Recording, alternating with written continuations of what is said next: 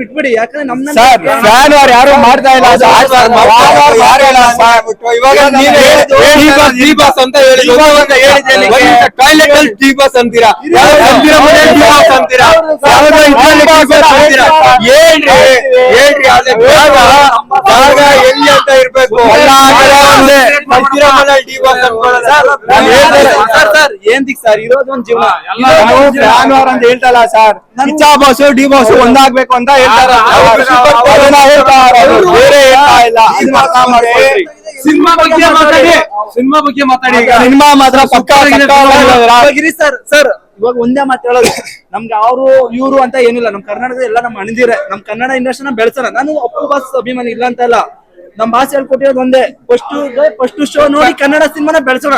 ನಮ್ಗೆ ದರ್ಶನ್ ಸರ್ ಬೇಕು, ಸುದೀಪ್ ಸರ್ ಬೇಕು, ಯಶಸ್ ಸರ್ ಬೇಕು, ಮತ್ತೆ ಧ್ರುವ ಸರ್ಜಾ ಸರ್ ಬೇಕು.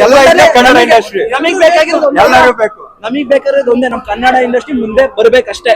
ಅದು ಬಿಟ್ಬಿಟ್ಟು ಫ್ಯಾನ್ ವಾರ್ ಅಂತ ನಾವ್ ಹೇಳ್ತಲ್ಲ, ನಾವಾಗಿಂದ ನಾನು ಹೇಳ್ತಾರ ಕನ್ನಡ ಮೂವಿನ ಫಸ್ಟ್. ನಾನು ಈಗ ಉಪೇಂದ್ರ ಮೂವಿ ಇಲ್ಲ ಅಂತ ಹೇಳಲ್ಲ, ಫಿಲಂ ನೋಡಲ್ಲ ಅಂತ ಹೇಳಲ್ಲ, ಎಲ್ಲ ಫಿಲಂ.